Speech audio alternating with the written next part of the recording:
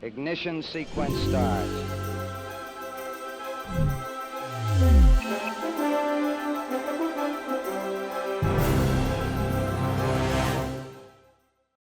Good morning. You've got a view into the International Space Station Flight Control Room at NASA's Johnson Space Center, where the Orbit 2 team of flight controllers is monitoring the performance of station systems and helping the Expedition 66 crew members as they move through the last few hours of their work week on orbit. Commander Anton Shkaplerov and his crewmates have 2 spacewalks on the schedule for later this month and have begun making preparations for them, while doing work on a whole variety of science research that includes some of the pictures they take of the planet below them. Houston Station on Space to Ground. Welcome to Space to Ground. I'm Nilofer Ramji. Recent results from a study on astronauts' Earth photography, and a very busy March is ahead of us. Activity continues aboard the space station. A picture is worth 1,000 words, but images from the Crew Earth observation experiment have value that is beyond words. Crew members aboard the space station use a wealth of digital cameras to record how the planet is changing over time. One study used satellite imagery and data pulled from crew photographs to computationally model nighttime light. It provides a unique perspective of light spectrum signatures and the difference between outdoor lamp types, resulting in statistical maps of the relative contribution of different lamp types. You can access more than 3 million astronaut-taken Earth images online, thanks in large part to the Crew Earth Observations experiment. There is an old proverb that the month of March comes in like a lion and goes out like a lamb. Well, the opposite can be said for this March, at least in human spaceflight. Activities on orbit start to rev up on March 15th when Kayla Barron and Raja Shari step out of the airlock to prepare the station for the next installment of the IROSA power channels. As always, you can see the Spacewalk on NASA TV, nasa.gov, or the NASA app. We will have a preview of all Spacewalk activities for the month when we host a briefing from Houston. March 15th will also mark a milestone as NASA astronaut Mark Vande Hei will surpass Scott Kelly as the U.S. record holder for the longest single spaceflight. A few days later, on March 18th, the Soyuz MS-21 crew launches from the Baikonur Cosmodrome and arrives to the space station just 2 orbits later. Then, the crew is outside the space station again on March 23rd for another U.S. spacewalk, where they will replace the radiator beam valve module hoses. On March 30th, the undocking and landing of Soyuz MS-19 will return NASA astronaut Mark Vande Hei and Russian cosmonaut Pyotr Dubrov to Earth following the American record of 355 days in space. And finally, at the end of the month, the launch from Florida of the Axiom Space AX-1 mission, the first all-private crew to visit the space station. You can stay updated on everything on station by following us on Twitter at @space_station. That's Space to Ground for this week. Thanks so much for watching. We'll see you next week.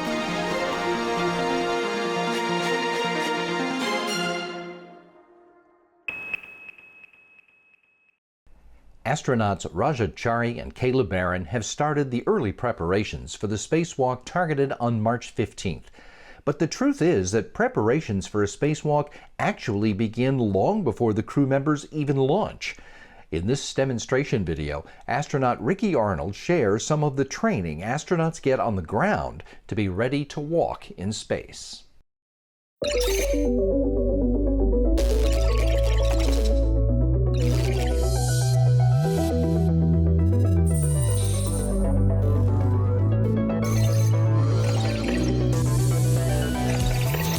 Welcome to the Quest airlock on the International Space Station. I'm Ricky Arnold, Expedition 56 flight engineer from NASA. Today we're going to talk about one of my favorite topics, extravehicular activity, or EVA.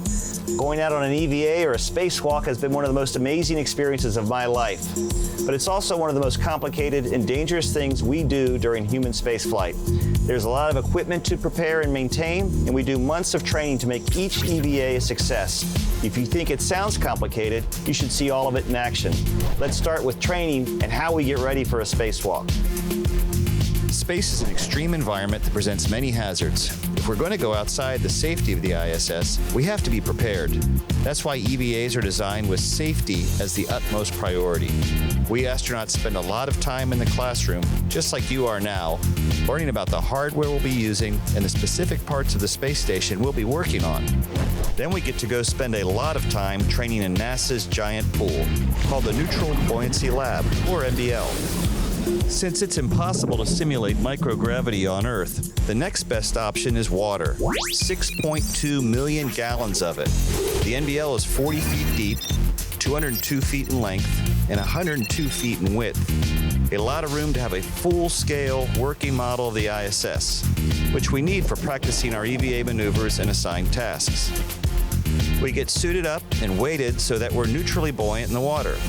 So we don't sink to the bottom and we don't float to the surface. It's a great way to simulate the microgravity we'll be experiencing. We do several dress rehearsals of the EVA before we launch. This gives us the opportunity to prepare for any anomalies that may occur. We spend at least 5 hours practicing in the NBL for every 1 hour planned for the spacewalk. So we are very well prepared to execute the EVAs once we are in orbit. Once we are up in orbit, the EVA preparation continues. First, we must perform a pre-breathe protocol to displace the nitrogen in our tissues and help prevent a condition called decompression sickness.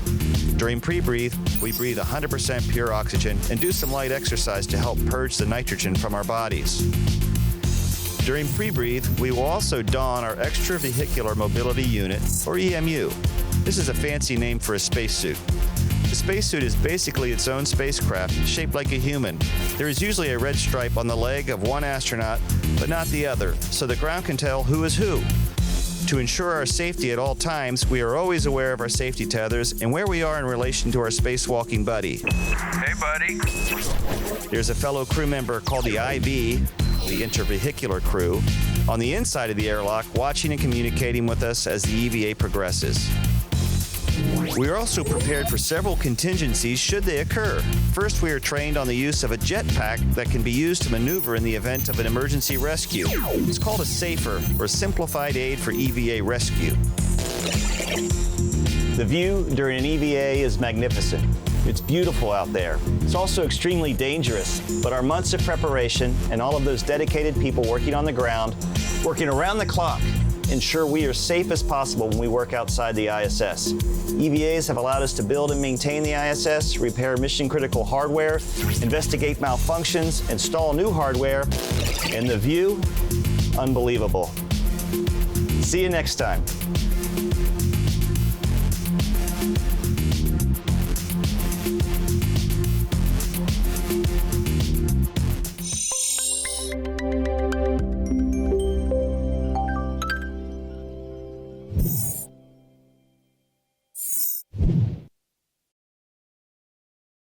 International Space Station science research is being used to teach humans more of what we need to know to explore out beyond Earth.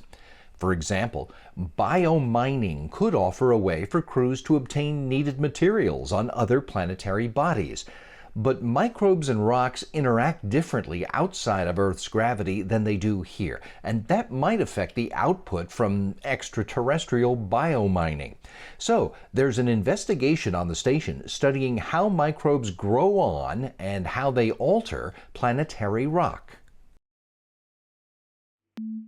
The International Space Station will soon host some of the smallest miners in the universe, microbes. Microbes growing on the surface of rocks can gradually break them down and extract useful minerals and metals. This is a process called biomining. As we explore space, we are seeking to use biomining to turn rock and regolith into soil for growing plants and food. But before we can use this technique in planetary settlements, we first need to test it in space.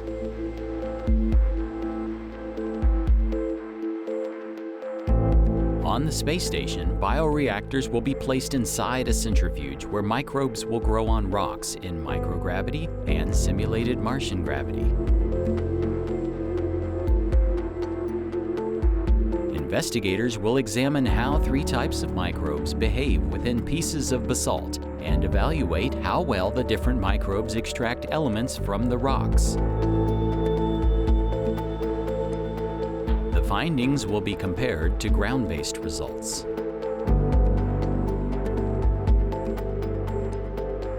We hope to gain insights into how microbes interact with rocks in microgravity and how we might use them in our exploration of deep space.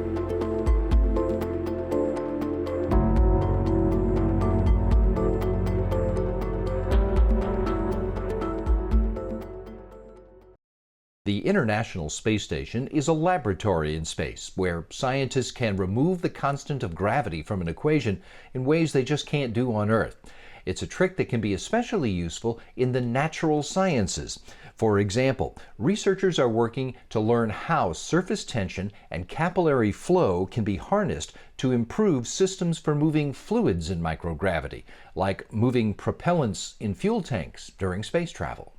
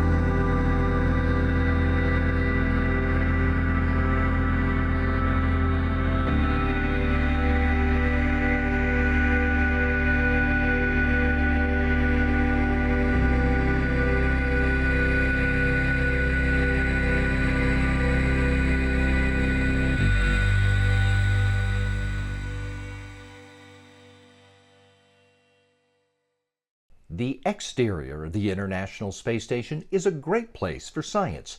Over on the Kibo Laboratories exposed facility, there's a package pointing a laser light down to tree canopies on the planet to study Earth's ecosystem for scientists who want to learn more about how it's changing.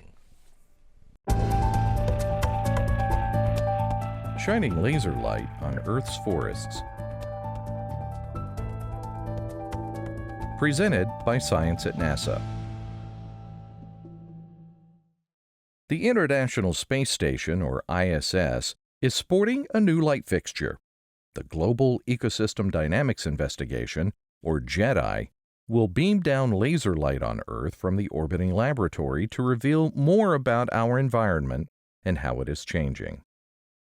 NASA's GEDI sends laser pulses into tree canopies and precisely measures the light reflected back.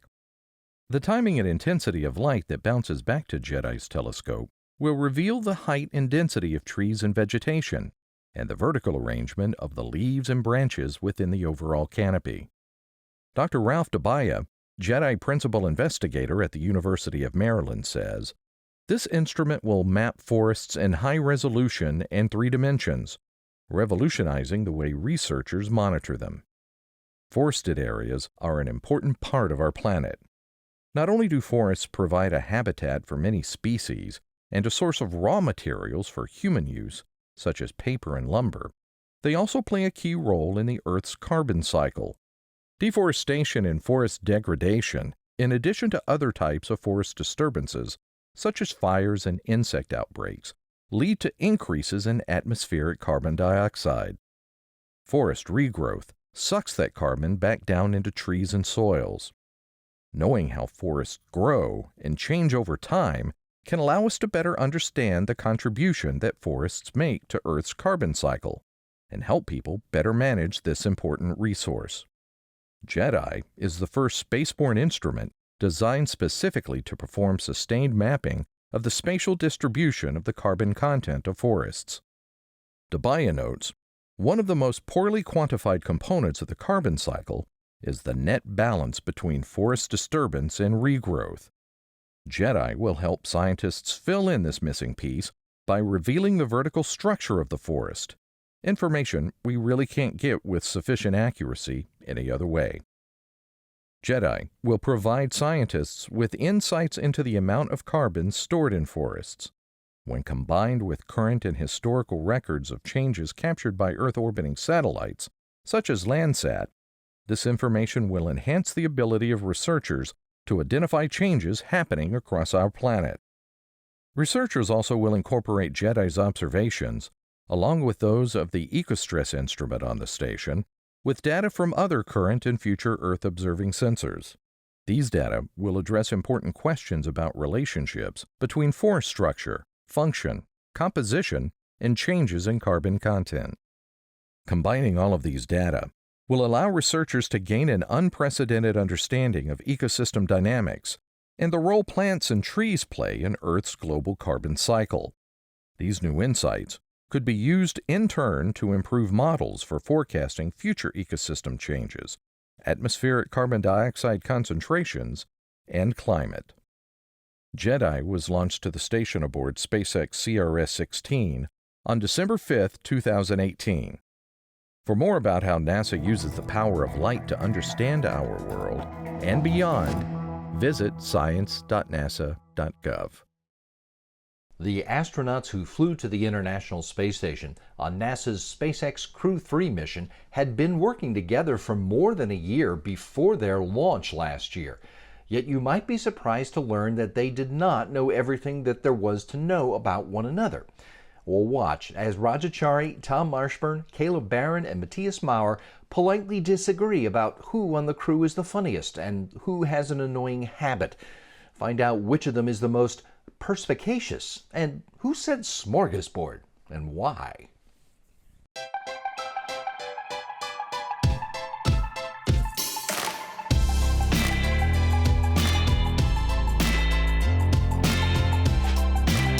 Raja is super fast at analysis. Funny, caring, and competent. And he's super talented, super skilled, a lot of fun to work with. Tom Marshburn, I would say creative and a teacher. The silent, quiet part, but with a lot of experience. Wise. Kayla is a great communicator. Perspicacious. So much experience being in confined environment, keeping calm. Matthias is a constant innovator. Inventive. Innovative. The funniest must be Grinder. That's Raja. Grinder. Raja. Tom's he doesn't talk about it a lot, but he's done a lot of crazy mountain climbing. Tom Marshburn is the most adventurous. Good question, Matthias. I think that would be me. Primarily looking out the window with each of them individually and just doing stupid human tricks together. Enjoying the time off work, watching down towards our beautiful planet and just sharing our dream. Probably hanging out in the cupola and just looking down on the Earth. I think coming up with some crazy concoctions made up of expired food that we turn into a smorgasbord. I think Kayla might win if we spanned it out over time because she has the ability to sustain snacks for a very long period of time. It's like Kayla loves a big breakfast. Probably me or Grinder, unfortunately. Probably Kayla. Kayla. Probably Tom. I don't know. We should have one. Find out. Probably talking to myself when I'm thinking. I think I've started having more inner monologues or things I'm saying under my breath that I got from Tom Marshburn. I should ask them that, though. Let me know what they say. Probably me. Probably me. That'd be me. That's me.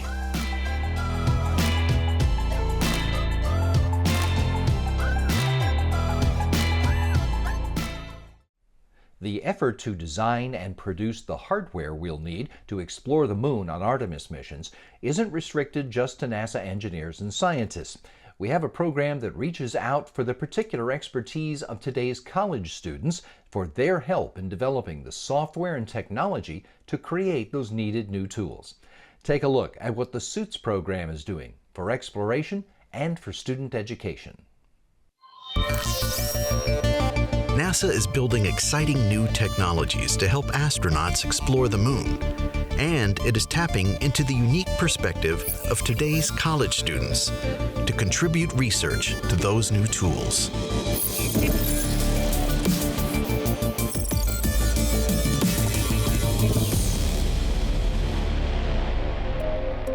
Today is test day. NASA engineers are helping evaluate software designed by students. The task is to see how this technology can help during a space mission. It's the culmination of the students' hard work on the program known as SUITS. So SUITS is Spacesuit User Interface Technologies for Students. What that means is we're having students design a graphic user interface for the suit helmet bubble. You know, a heads-up display would be something that's fairly far out from your face. So maybe a couple of feet or further. What the students are using is a head-mounted display, and we really kind of refer to that as a heads-on, like it's on the head. And so it's only maybe a half inch or so away from the eyes, and they wear it like goggles. It allows them to not only see the real environment in front of them or around them, but also it overlays text or imagery in front of their eye so that they see that on top of the real environment. Seeing both the graphic overlays and the real environment is called augmented reality. The challenge for the students is to use this technology to be of help during one of the most difficult tasks encountered by humans in space.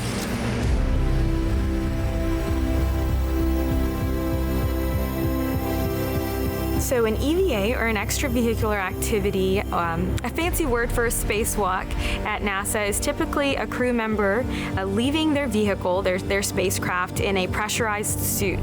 EVAs are oftentimes, if you ask an astronaut, they'll say that they're much like doing brain surgery and running a marathon at the same time. What we do with suits is simulate this intense EVA environment, but we then introduce an augmented reality display in harmony with the audio feed that comes over the loop from mission control. Astronauts today don't have augmented reality visible inside the space helmet during an EVA. They rely on their training, mission control, and in some cases a small booklet known as a cuff checklist should they need more information. The SUITS project challenges the students to look forward and wonder, what if astronauts could access data using this technology? What would it look like? Yeah, I think SUITS is an awesome program and asks teams to create some kind of user interface. It can be virtual reality or it can be augmented reality, but the goal is to basically build a tool that astronauts can use when they're doing space operations. Students come up with ideas that run the gamut of EVA activity, such as operating complex equipment, cataloging a lunar sample, or navigating to a remote location. Our main goal was to build a minimalistic and unobtrusive interface that's easy to use, so we made sure to develop exclusively natural inputs like hand gestures and voice command to control the EVA system. NASA mentors and academia sponsors help the students achieve their goals. It was extremely constructive altogether. I would like to say that we riled each other up positively, in the sense that we were able to achieve greater things, because at every meeting we would say, hey, what if we do this? Hey, what if we do that? Hey, wouldn't it be awesome if? So overall, we were positively reinforcing each other's interests. NASA engineers evaluate the students' work by trying out their ideas in a simulated spacewalk, so that they and the students see what works and what needs tweaking. It's a unique educational experience. Even though we had some technical issues while testing, it was very surreal to see our tool being tested at Johnson Space Center. My favorite part about working with the team is that everyone was very excited to learn and also share what they know. We all come from different majors and different backgrounds, so by the end of the cycle, everyone knew a little bit about rocks or about programming, or got out of their comfort zone by presenting our project. It also helped with interpersonal skills, learning how to work within a team, improving my technical communication. I can talk about systems and software, helping me be more confident in my abilities. It's great to see them grow. It's great to see them collaborating with each other, collaborating with subject matter experts to make their designs more effective or more efficient. The research gathered in Suits benefits NASA too, as it develops its own designs for possible graphic displays. It's future-forward work that is needed now. When I entered the field of augmented reality for EVA displays, there was about one paper that I could reference. What Suits provides to the engineers at NASA is really the ability to explore many different designs, to explore many different concepts, and really have a think tank, if you will, for what the future of these displays really look like. All the hard work, testing, and learning points to a brighter future using this technology. It's an amalgamation of doing something that I love and also seeing the value that would come off of it in the long run. And I think that's the same for most of my peers as well who worked in this project. You could see some real genuine passion in working on this, and everything shows that we really want this to work. We really want tech and space exploration to be the next big thing. And that was super satisfying and fulfilling to me and to the team as well. Building this software for these displays is like giving the crew members superpowers, and that's something that I love about it, but also getting to engage with academia and the talent that we have in academia and in universities. That's what we need to see, and the creativity that comes from it to make these tools the best that they can be. With NASA Suits, we want to see your vision. Your vision. With NASA Suits, we want to see your vision. Your vision. This is NASA Suits, and we want to see your vision.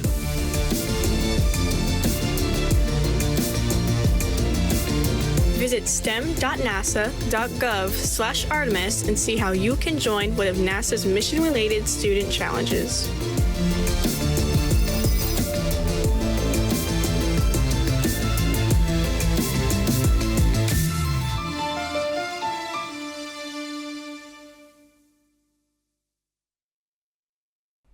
If you want another look at any of the stories we showed you today, head over to YouTube and Facebook. You'll find them all there, along with lots of other great features on a whole variety of NASA topics. If you're looking for good conversation about human spaceflight, check out Houston, We Have a Podcast. It's our weekly show about all aspects of human spaceflight and NASA's missions of exploration. Today, Gary Jordan talks to the chief engineer of NASA's new mega rocket, the Space Launch System. Gets an education about the machine and its components and how it's going to carry Artemis astronauts to the moon. Go to nasa.gov/podcasts for this week's episode. All the previous episodes are there too. So are all the other NASA podcasts, which are also on Apple Podcasts, Google Podcasts, and SoundCloud. You can get the latest from all over NASA delivered to you every week if you go to nasa.gov/subscribe and sign up for the NASA newsletter.